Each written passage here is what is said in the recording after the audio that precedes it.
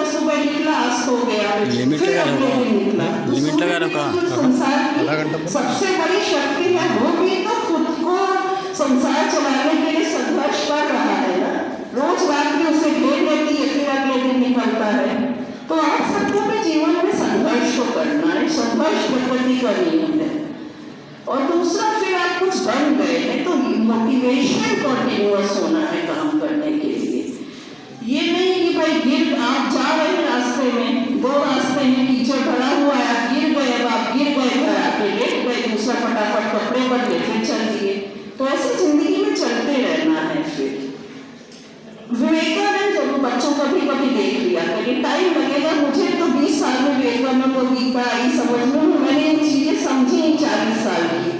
हम लोग के टाइम में ना मोटिवेशनल लेक्चर्स वगैरह सब कुछ होते ही नहीं थे, ना कोई अपनी प्रॉब्लम्स ऐसी शेयर करता था। जैसे कि अब्दुल कलाम आजाद से मैं बड़ी इंस्पायर रही। क्यों कहते हैं कि सपना वो है जो आपको सोने नहीं लगे, अपने सपने को फॉलो करके तो आप देखिए कितना अच्छा लगेगा। और ये नहीं कि वो जीनियस है 90% वाला, वो 40% वाला। मेरे बैच का टॉपर जो लड़का था बेचारा, मतलब बताता है कि राजू, हम लोग तो फिर टीचर के घर के बच्चे थे, राजू में ऐसे घर का था कि मतलब हम गाँव में 2 टोल में बैठ के पार करते थे, और गाँव में कोई पास ही नहीं होता था साइंस में। खैर मतलब वो टॉपर था हमारे बैच का। अब उसने बताया कि जब 12th का रिजल्ट हमारा आया था तो सब फेल थे, तो हमें भी फेल मान दिया गया। एंड में 2 दिन बाद हम गिरते पाते शहर पहुंचे, तब पेपर में रिजल्ट देखा जाता था सर, पर पता चला कि मैं 40% से राजू पास हो गया।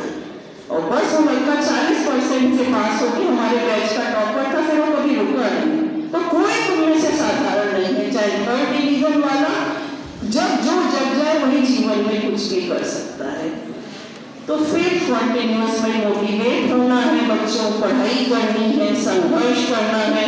18 से 30 साल हमें जिंदगी का उधार नहीं इकट्ठा करना है, मेहनत करके जिंदगी में आराम करना है, और उसके बाद समाज को हम लोग बदल पाएंगे। अपनी जिंदगी अच्छी होती है, ऐसी नहीं है। मैं अपनी लाइफ से बड़ी खुश हूँ, सेटिस्फाइड हूँ, और कोई जगह छोटी नहीं होती है। मैं बहराइच आई थी, सबने कहा मैं यहाँ की हूँ, तो कहाँ प्रैक्टिस करने आ गई हूँ।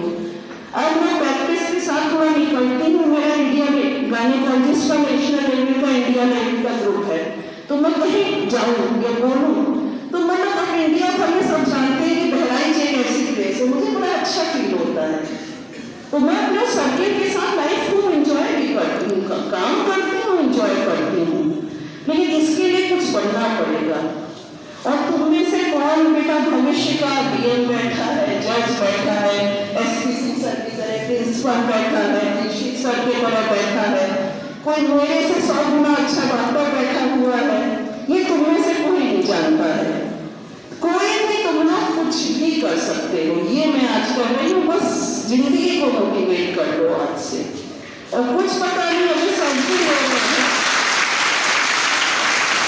तुममें से कौन ऐसा होगा आज से 12 साल बाद कि हम सब लाइन में खड़े होंगे तुम लोग के साथ सेल्फी लेने के लिए, इस ऊंचाइयों तक पहुंचोगे। इस आशा के साथ मैं बहुत बोल लिया, बात समाप्त करती हूँ। बच्चियों से भी मैं इंटरेक्ट करूंगी, और उसके बाद फिर thanks for patience hearing. Thank you sir.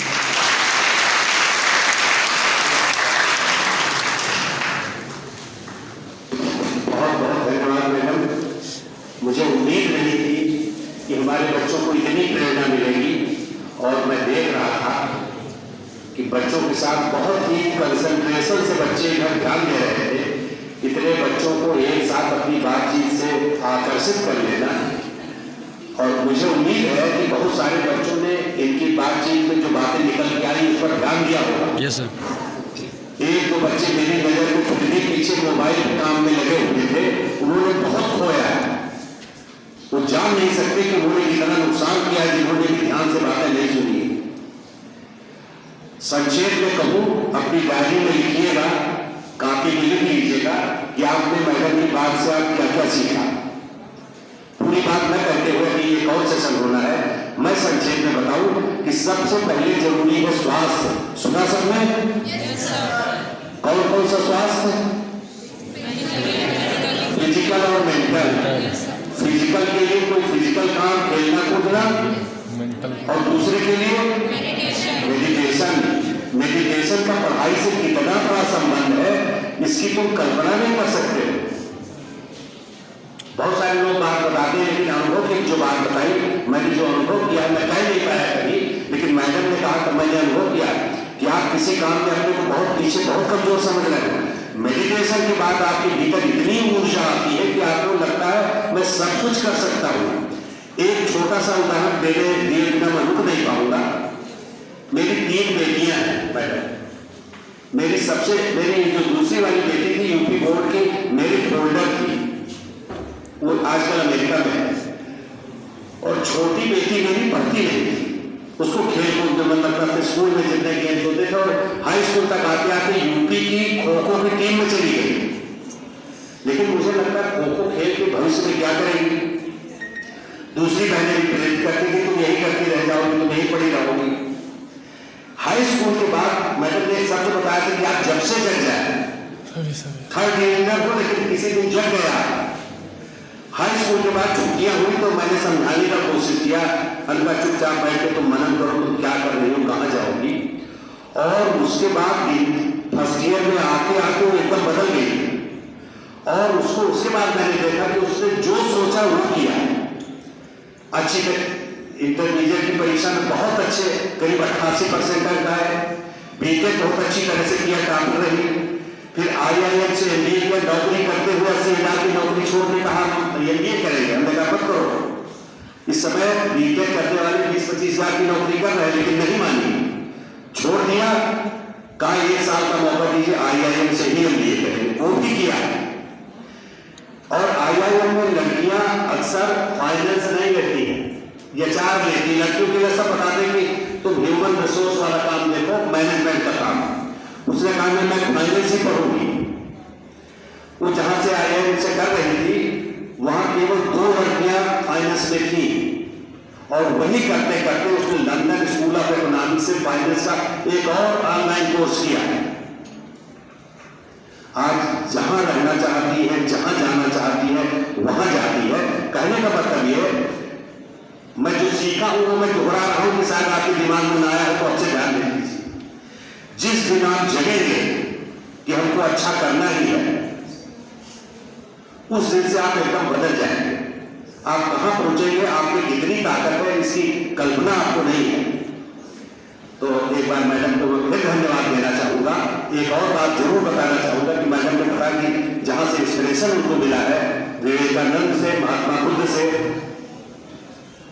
Gita से, संभवतः हम जो सुन पाए, क्योंकि यहां से बोलने पर मंच के पीछे कम सुनाई पड़ता है। लेकिन मैंने अनुभव किया ये तीनों चीजें बड़ी प्रेरक है। मेरी एक बेटी अमेरिका में रहती है, तो वहां जाते हुए मैं अपनी नाती को लेने स्कूल जाता था, तो और भी लोग आते थे गार्जियंस। उसी में एक मुलाकात एक सज्जन से हुई। उनकी बेटी और मेरी नाती दोनों बड़ी देर तक, स्कूल से निकलने के बाद बड़ी देर तक पार्क में खेलती रहती थी, तब घर आती थी। तो धीरे धीरे बातचीत हुई, पता चला वो इजराइल के ही यहूदी है। मैंने बताया मैं हिंदुस्तान से हूं। तो मतलब पूछा कि आप हिंदुस्तान के बारे में बताइए, तो मैंने गांधी वगैरह को शुरू किया था। नहीं, हिंदुस्तान के बारे में मैं केवल बुद्ध के बारे में जानना चाहता। मैंने बाद में अनुभव किया कि महात्मा बुद्ध की पहुंच, उनके बारे में जानने की इच्छा, उत्कंठा, उन्होंने बताया वो चाहे मेडिटेशन हो, चाहे अपने को जानना हो, चाहे सक्सेस क्या है ये सब जानना हो, तो महात्मा बुद्ध। और दूसरे उन्होंने गीता का जिक्र किया। आज मैडम ने कहा तो मुझे सब रिमाइंड हो गया कि कैसे सफल लोग कहां कहां से प्रेरणा लेते हैं। मैं दोबारा जबरदस्ती इसलिए खड़ा हो गया कि शायद आपके बाद में दिमाग में बातें कम आई हो, मैं पुनः बुलाऊंगा उनको। और मुझे लगा एक डॉक्टर से ज्यादा एक प्रेरक व्यक्तित्व की तरह से, एक आपको प्रेरणा देने वाले मोटिवेशनल स्पीकर की तरह से उन्होंने बहुत अच्छा काम किया। आपको बहुत बहुत धन्यवाद।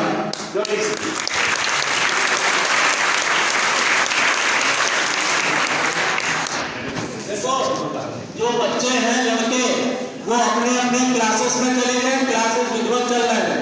गर्ल्स यहाँ बैठी रहेगी, और जब लेक्चर उनका खत्म हो जाएगा मैडम का, तो गर्ल्स भी अपने क्लासेस में चली जाएंगी, घर नहीं आएंगी, क्लासेस रेगुलर चल रहे हैं।